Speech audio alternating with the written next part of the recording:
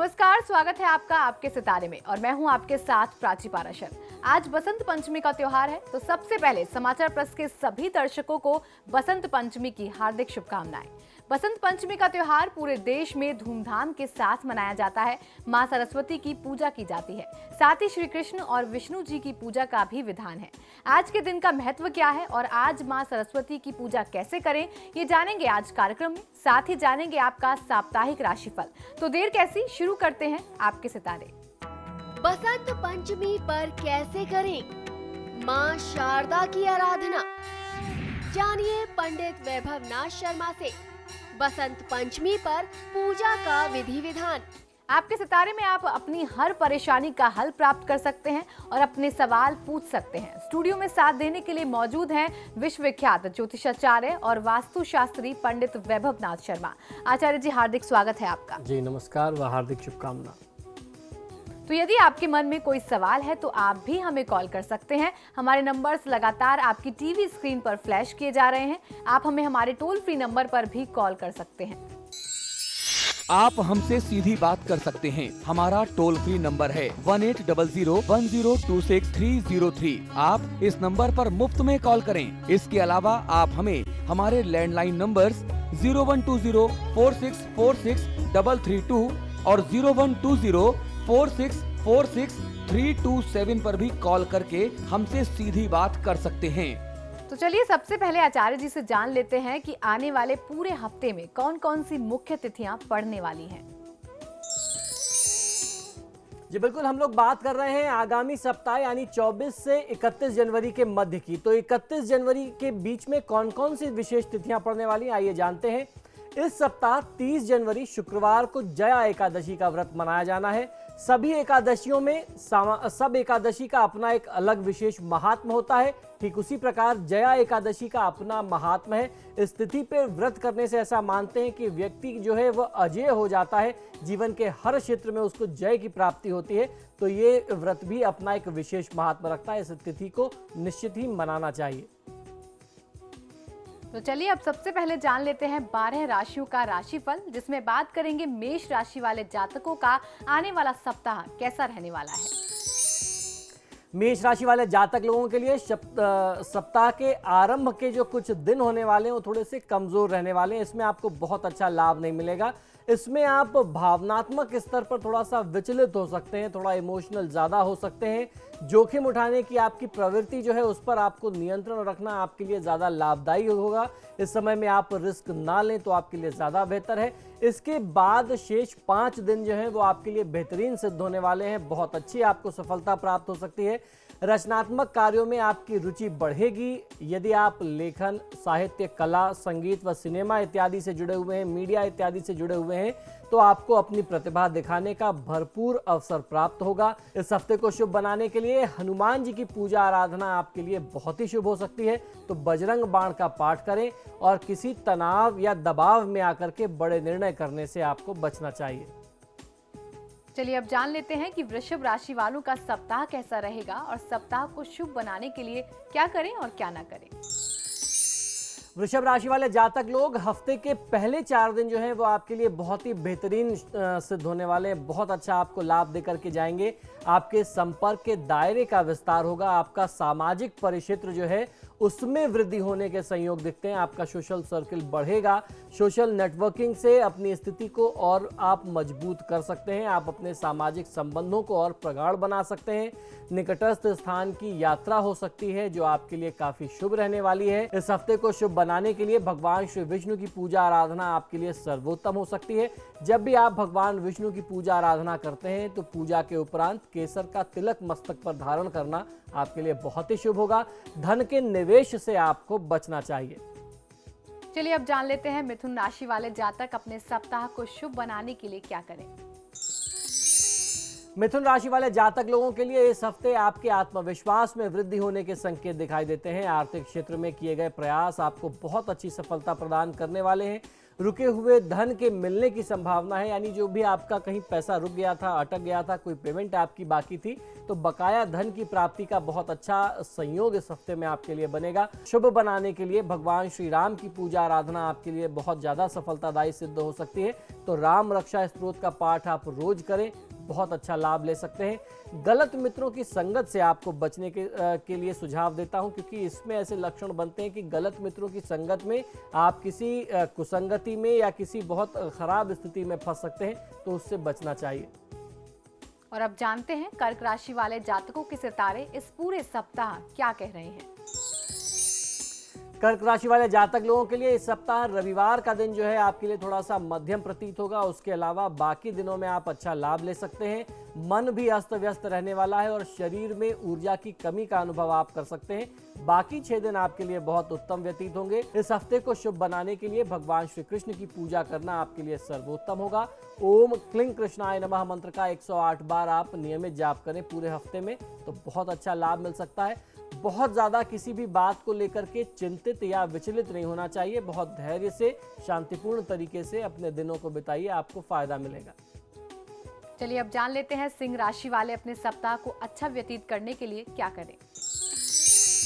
सिंह राशि वाले जातक लोगों के लिए इस सप्ताह के पहले 3 दिन आपके लिए थोड़े थकाने वाले सिद्ध हो सकते हैं। काम का दबाव बहुत ज्यादा होगा। कार्यभार के चलते आपकी जो अपनी दिनचर्या है वो बहुत ज्यादा अस्त व्यस्त हो सकती है, दिनचर्या प्रभावित हो सकती है। इस दौरान किसी पुराने मित्र से मुलाकात भी हो सकती है, ऐसे लक्षण आपके लिए बनते हैं। इसके बाद बाकी के जो 4 दिन होंगे वो आपके लिए बहुत अच्छे राहत भरे होंगे। इस हफ्ते को शुभ बनाने के लिए महादेव शिव की पूजा करिए, बहुत अच्छा फायदा मिलेगा। शिव चालीसा का पाठ आपको रोज करना चाहिए। इसके साथ साथ अगर आप की श्रद्धा है, आप कर सकते हैं, तो महादेव का अभिषेक कर लेना आपके लिए लाभकारी होगा। किसी भी परिस्थिति में तनाव लेने से आप बचिए। चलिए अब जान लेते हैं कन्या राशि वालों का सप्ताह कैसा रहने वाला है। कन्या राशि वाले जातक लोगों के लिए आने वाले सप्ताह के पहले 3 दिन बेहतरीन व्यतीत होने वाले हैं। आपके लिए मनमाफिक स्थितियां आपके अनुसार निर्मित होती जाएंगी, जैसा आप चाहते थे। महत्वाकांक्षी योजना में भी आप प्रवेश कर सकते हैं। किसी बहुत बड़े प्रोजेक्ट में आप इन्वेस्टमेंट कर सकते हैं, कहीं पार्टनर बन सकते हैं। इस हफ्ते में आपको भी भगवान श्री कृष्ण की पूजा आराधना सर्वोत्तम फल दे सकती है। तो आपको करना ये चाहिए कि भगवान श्री कृष्ण का जो सबसे प्रचलित और सबसे लाभकारी मंत्र है उसका आप जाप और प्रयोग करें।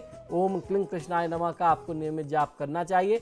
किसी भी कार्य की स्थिति में या दबाव की स्थिति में आप विचलित ना हो, परेशान ना हो, इस बात का आपको ध्यान रखना है। और अब जान लेते हैं तुला राशि वाले जातक सप्ताह को शुभ बनाने के लिए क्या करें और क्या ना करें। तुला राशि वाले जातक लोगों के लिए इस हफ्ते भाग्य के सहयोग से कठिन कार्य आपके लिए संपादित होने वाले हैं, शुभ सिद्ध होने वाले हैं। आपके कार्य हो जाएंगे। खासतौर पर विद्यार्थी वर्ग जो परीक्षा या शिक्षा प्रतियोगिता के माध्यम से अपनी रोजी रोजगार तलाशने की स्थिति में प्रयास कर रहे थे, तो आपको भी इस दिशा में सफलता मिल सकती है। आप किसी इंटरव्यू में, किसी कंपटीशन में बैठें और वो उसमें आपको सफलता मिल जाए, ऐसे योग बनते हैं। इस हफ्ते को शुभ बनाने के लिए आपको भगवान श्री राम की पूजा आराधना करना बहुत अच्छा लाभ दे सकता है। तो राम रक्षा स्तोत्र का पाठ आप भी करें और गलत मित्रों की संगत से आपको भी बचने का सुझाव देता हूं। तो चलिए अब जान लेते हैं वृश्चिक राशि वाले जातकों की राशि इस सप्ताह क्या कह रही है। वृश्चिक राशि वाले जातक लोगों के लिए हफ्ते का पहला दिन थोड़ा सा आपके लिए कमजोर सिद्ध हो सकता है। इसमें आपको बहुत अच्छा लाभ नहीं मिलेगा।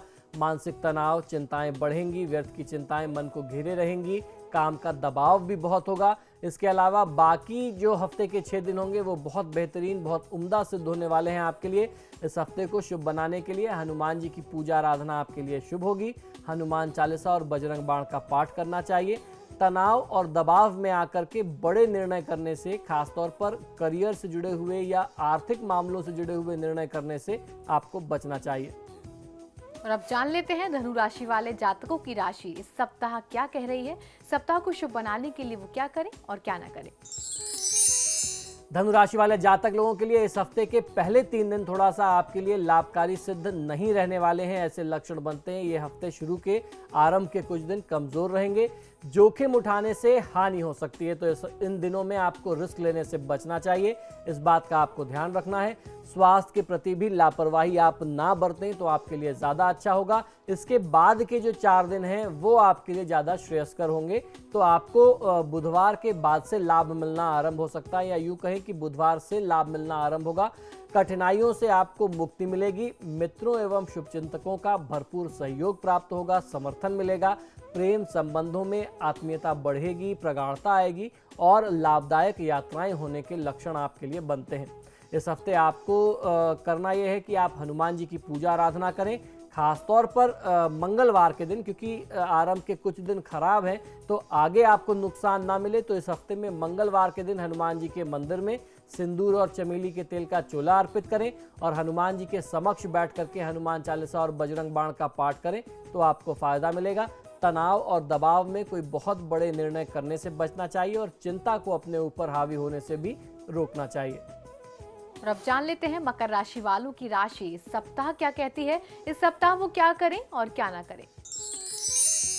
मकर राशि वाले जातक लोगों के लिए इस सप्ताह के पहले 3 दिन आपके लिए बहुत बढ़िया शुभ सिद्ध होने वाले हैं। विरोधी पक्ष पर आपको विजयश्री प्राप्त होने वाली, यानी आप अपने शत्रुओं को बहुत अच्छे तरीके से नियंत्रित कर सकते हैं। किसी नवीन साझेदारी में प्रवेश करने के संयोग बनते हैं, यानी कोई नया पार्टनरशिप में आप काम आरंभ कर सकते हैं। प्रेम संबंधों में प्रगाढ़ता, अंतरंगता बढ़ेगी। बीच के 2 दिन थोड़ा सा कष्टप्रद सिद्ध होंगे, तो आपको इसके लिए मानसिक और शारीरिक तौर पर तैयार रहना चाहिए। टेंशन मिल सकता है, भागदौड़ हो सकती है, कुछ आर्थिक नुकसान भी हो सकता है, ऐसे लक्षण बनते हैं। तो आप मानसिक तौर पर मेंटली आप प्रिपेयर रहिए। आपके विचारों और योजनाओं का लोग विरोध करेंगे, तो इस दौरान आपको जो भी विचार रखना है लोगों के सामने, बहुत सोच समझ करके आप अपने विचार को सामने रखिए। धन संबंधी कठिनाइयां भी आपको झेलनी पड़ सकती हैं। इसके बाद के जो आखिरी 2 दिन होंगे वो आपको सुकून प्रदान करने वाले सिद्ध होंगे। इस सप्ताह लक्ष्मी पूजन करके आप हफ्ते को शुभ और सफल बना सकते हैं। तो लक्ष्मी चालीसा या श्री सूक्त का पाठ आपको अवश्य करना चाहिए। किसी गरीब व्यक्ति का या उसकी परिस्थिति का अनादर आप ना करें। और अब जानते हैं कुंभ राशि वालों का सप्ताह कैसा रहने वाला है, क्या कहते हैं उनके सितारे। कुंभ राशि वाले जातक लोगों के लिए सप्ताह के पहले 5 दिन बहुत अच्छे रहने वाले हैं। आपकी योजना के अनुसार उन कार्यों को आप अमली जामा पहना पाएंगे जो मूलतः काफी कठिन प्रकृति के हैं। विरोधियों के षड्यंत्र आपके खिलाफ असफल रहने वाले हैं। यदि किसी मुकदमे का फैसला आना है तो यह आपके पक्ष में आएगा, लेकिन इसके बाद सप्ताहांत जो होगा, यानी सप्ताह का अंत का जो समय होगा, आखिरी जो 2 दिन होंगे, वीकेंड जिसे कहते हैं, ये आपके लिए उतने फेवरेबल नहीं होने वाले हैं। थोड़ा सा कमजोर परिस्थितियां आ सकती हैं जिसमें आपको जोखिम उठाने से हानि हो सकती है, तो रिस्क नहीं लेना चाहिए, कोई बड़ा नुकसान हो सकता है। धैर्य एवं संयम से इन दिनों में काम लें। हफ्ते के शनिवार और रविवार के दिनों में तो आपके लिए ज़्यादा अच्छा होगा। इस हफ्ते का ज़्यादा से ज़्यादा शुभ लाभ प्राप्त करने के लिए भगवान श्री गणेश की पूजा आराधना आपके लिए सर्वोत्तम होगी। श्री सिद्धि विनायक नामावली का पाठ करें तो आपको ज़्यादा फायदा मिल सकता है। धन का अधिक व्यय करना, यानी धन खर्च करने से आपको इस समय में बचना चाहिए। और अब जान लेते हैं मीन राशि वाले सप्ताह क्या करें और क्या ना करें और कैसी है उनके सितारों की चाल। मीन राशि वाले जातक लोगों के लिए आने वाले हफ्ते का पहला दिन थोड़ा सा हल्का रहने वाला है। इसमें आपको बहुत अच्छा फायदा नहीं मिलेगा, तो इसमें कोई बहुत बड़े काम भी नहीं करने चाहिए। खासतौर पर कोई बड़ा इन्वेस्टमेंट मत करिए। आप अपनी शारीरिक क्षमता से, अपने बुद्धि विवेक से जो भागदौड़ करना है वो कर सकते हैं, कहीं पैसे मत लगाइए। महत्वपूर्ण कार्यों को स्थगित कर देना, खासतौर पर किसी बड़े निवेश को या कोई बड़ी डील अगर आप करने जा रहे हैं, किसी बड़े कॉन्ट्रैक्ट या अनुबंध को साइन करने जा रहे हैं, तो उसको आपको टाल देना ज़्यादा अच्छा होगा। इसके बाद जो शेष 6 दिन होंगे, इनमें आप किसी दिन कर सकते हैं, वो आपके लिए शुभ होंगे। किसी मनचाही योजना के बनने की भी पूर्ण संभावना आपके लिए बनती है। साख में वृद्धि होगी। परीक्षा, विद्यार्थी वर्ग को परीक्षा में बहुत अच्छी सफलता मिल सकती है और जो लोग नौकरी पेशा लोग हैं उनको अपने कार्यक्षेत्र में नौकरी में सफलता प्राप्त होगी। पारिवारिक वातावरण जो है वह खुशहाली लिए परिपूर्ण रहेगा एवं परिवार में कोई मांगलिक कार्य सिद्ध हो जाए, संपन्न हो जाए, आयोजित हो, ऐसे लक्षण आपके साथ बनते हैं। आप इस सप्ताह गणपति पूजन करके सप्ताह को सफल और शुभ बना सकते हैं। किसी गरीब व्यक्ति का, उसकी परिस्थिति का, उसकी वेशभूषा का अनादर नहीं करना चाहिए, मजाक नहीं उड़ाना चाहिए। फिलहाल यहाँ रुकेंगे एक ब्रेक के लिए, लेकिन आप बने रहिए हमारे साथ, क्योंकि ब्रेक के बाद आचार्य जी बताएंगे आज का महाउपाय, जिसमें जानेंगे बसंत पंचमी पूजन का विधि विधान। तो बने रहिए हमारे साथ। ब्रेक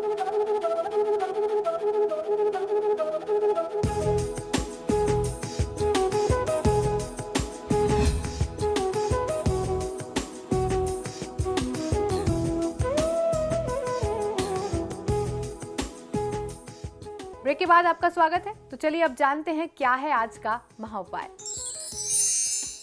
जी बिल्कुल, आज का महाउपाय बहुत ही विशेष है क्योंकि आज की तिथि विशेष है। आज वसंत पंचमी का महापर्व है। माघ मास के शुक्ल पक्ष की पंचमी को वसंत पंचमी कहते हैं। वसंत पंचमी का पर्व जो है वह माघ मास के शुक्ल पक्ष की पंचमी के दिन मनाया जाता है। वसंत पंचमी के दिन भगवान श्री विष्णु, श्री कृष्ण राधा व ज्ञान की देवी, शिक्षा की देवी माता सरस्वती की पूजा आराधना का विधान होता है। इनकी पूजा आराधना पीले पुष्प, गुलाल, अर्घ, धूप, दीप आदि द्वारा की जाती है। पूजा में पीले व मीठे चावल, उसके अलावा पीले हलवे का श्रद्धा के साथ भोग लगा करके वितरण करना चाहिए और उसके उपरांत स्वयं इनका प्रसाद ग्रहण करने की परंपरा इस पर्व में है। यह ऋतुराज वसंत के आगमन का प्रथम दिन भी माना जाता है। भगवान श्री कृष्ण इस उत्सव के अधिदेवता हैं, अधिपति देवता माने जाते हैं। इसीलिए व्रज प्रदेश में राधा तथा कृष्ण का आनंद विनोद बड़ी धूमधाम से स्थिति में मनाया जाता है। वसंत ऋतु में प्रकृति का सौंदर्य निखर उठता है। पशु पक्षियों के कलरव, पुष्पों पर भंवरों की गूंज तथा मादकता से युक्त वातावरण वसंत की अपनी शोभा और अपनी विशेषता है। इस दिन सामान्य पर्व पद्धति के समान गृह काशोधन का लेपन करके, पीतांबर वस्त्र धारण करके, सामान्य हवन करके, वसंत ऋतु से वर्णात्मक छंदों का उद्धारण करके, केसरिया हल्दी मिश्रित हलवे के स्थाली पाक से आहुतियां देनी चाहिए। अपनी सुविधानुसार अपराह्न में सर्वजनों सहित पुष्प वाटिका में भ्रमण करना इस स्थिति में बहुत विशेष बताया गया है। ऐसा हमारे धर्मशास्त्रों का मत है कि इस स्थिति में पुष्प वाटिका में परिजनों के साथ भ्रमण करने से सौभाग्य की वृद्धि होती है। इस दिन विष्णु पूजन का महात्म भी हमारे धर्मशास्त्रों में प्राप्त होता है। इस तिथि में सरस्वती पूजन के साथ साथ कामदेव तथा रति का भी पूजन किया जाता है। सरस्वती पूजन से पूर्व विधि पूर्वक कलश की स्थापना करके गणेश, सूर्य, विष्णु तथा महादेव की पूजा करनी चाहिए। वसंत पंचमी के दिन किसान नए अन्न में गुड़ तथा घृत यानी देसी घी मिलाकर के मिश्रित करके अग्नि तथा पितृ तर्पण करते हैं, इससे आहुतियां देते हैं। वसंत पंचमी हमारे आनंद के अतिरेक का प्रतीक है। वसंत पंचमी का पर्व जो है वह सरस्वती माता से क्यों जुड़ा हुआ है, अक्सर ये लोग प्रश्न पूछते हैं। अक्सर लोग कहते हैं कि वसंत पंचमी की तिथि में ही माता सरस्वती की पूजा विशेष रूप से क्यों की जाती है। तो आइए जानते हैं इसके पीछे क्या कारण है, क्या मान्यता है। माता सरस्वती बुद्धि व संगीत की देवी हैं, कला की देवी हैं। पंचमी के दिन को माता सरस्वती के जन्मोत्सव के रूप में माना जाता है। यह पर्व ऋतुओं के राजा का पर्व है। इस दिन से ही वसंत ऋतु आरंभ होकर के फागुन माह के कृष्ण पक्ष की पंचमी तक रहती है। यह पर्व कला व शिक्षा प्रेमियों के लिए विशेष महात्म रखता है। एक किंवदंती के अनुसार इस दिन ब्रह्मा जी ने सृष्टि की रचना की थी। यह त्योहार उत्तर भारत में पूर्ण हर्षोल्लास के साथ मनाया जाता है। एक अन्य पौराणिक कथा के अनुसार इस दिन भगवान श्री राम ने माता शबरी के जूठे बेर खाए थे। इस उपलक्ष्य में वसंत पंचमी का त्योहार मनाया जाता है, ऐसा मानते हैं। वसंत पंचमी की विशेषता क्या है, किस प्रकार से आपको वसंत पंचमी का पर्व मनाना चाहिए, आइए ये भी जानते हैं। वसंत पंचमी को जीवन की शुरुआत का दिन, जीवन के आरंभ का दिन मानते हैं। ऐसा मानते हैं कि इस दिन से ही सृष्टि का आरंभ हुआ था, तो इस कारण से जीवन के आरंभ का दिन मानते हैं।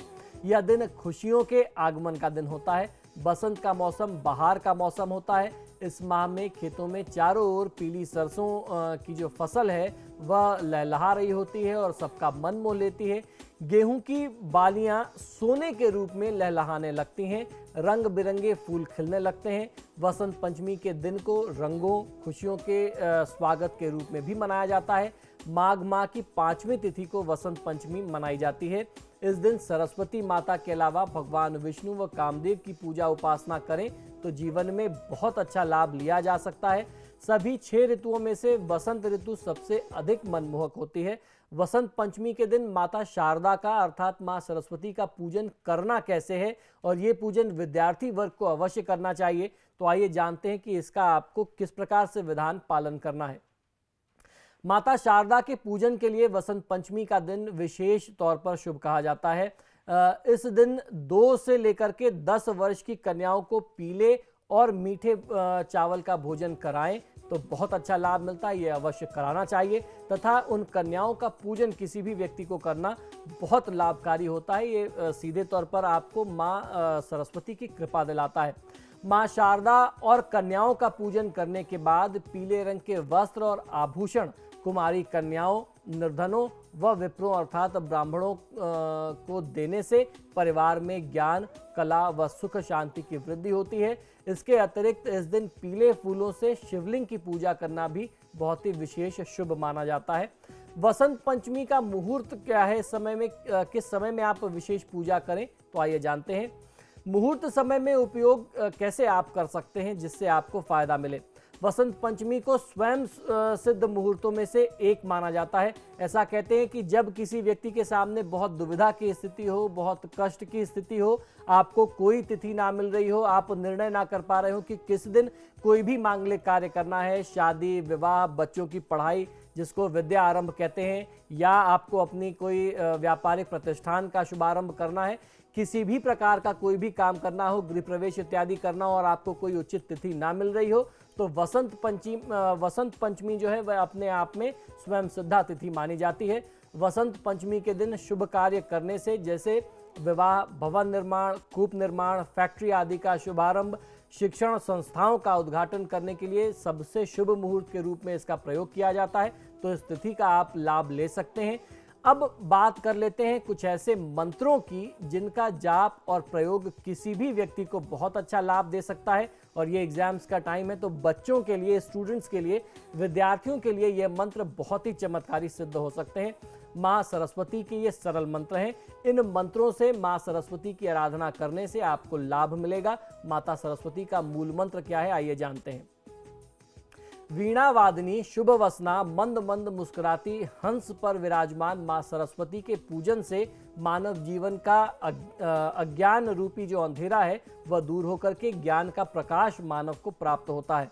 भारतीय धर्मशास्त्रों में देवी देवता के पूजन एवं स्तुति के लिए कई प्रकार के मंत्रों को रचा गया है, बनाया गया है। यह मंत्र विशेष रूप से मां सरस्वती को प्रसन्न करने वाले अद्भुत उपाय हैं जो मैं आपको बताने जा रहा हूं।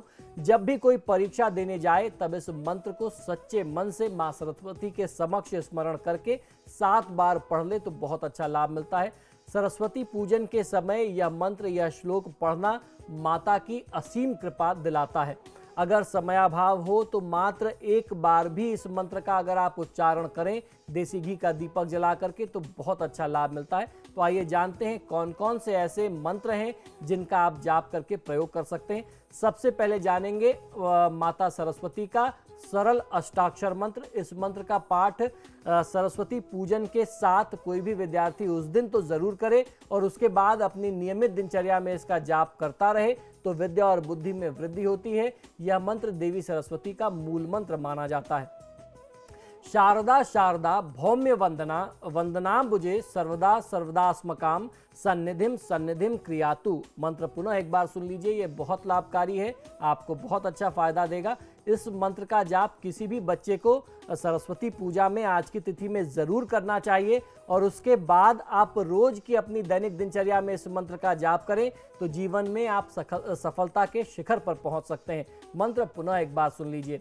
शारदा शारदा भौम्य वंदना वंदनाम्बुजे सर्वदा सर्वदास्मकम सन्निधिम सन्निधिम क्रियातु। यह मंत्र बहुत ही चमत्कारी है, बहुत लाभकारी है।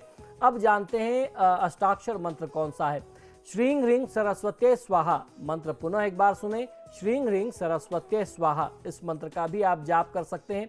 दूसरा एक मंत्र है माँ सरस्वती का, यह है ओम ह्रीं ऐं ह्रीं सरस्वत्यै नमः। मंत्र पुनः एक बार सुन लीजिए। ओम ह्रीं ऐं ह्रीं सरस्वत्यै नमः। इस मंत्र का जाप करने से भी विद्यार्थी वर्ग को या आम मनुष्य को बहुत अच्छा लाभ मिल सकता है। जब भी देवी सरस्वती का पूजन करें तो उनको भोग स्वरूप आपको अपनी तरफ से कुछ अर्पित अवश्य करना चाहिए और इनमें से किसी भी एक मंत्र को आज की विशेष तिथि में विद्यार्थी वर्ग कम से कम 108 बार जाप करे तो माता की कृपा मिलती है, यह मंत्र सिद्ध हो जाता है। यह मंत्र हर विद्यार्थी को परीक्षा में सफलता दिलाने वाला और बुद्धि को पढ़ाई में लगाने वाला, आपकी एकाग्रता में और वृद्धि लाने वाला होता है। तो आपके कंसंट्रेशन में भी इस मंत्र से आपको बहुत ज़्यादा फायदा मिल सकता है। तो आज हमने बसंत पंचमी के बारे में जाना, उसके महत्व के बारे में जाना और जाना कि किस तरीके से पूजन करने से हमें लाभ मिल सकता है। बहुत बहुत शुक्रिया आचार्य जी आपका। जी धन्यवाद।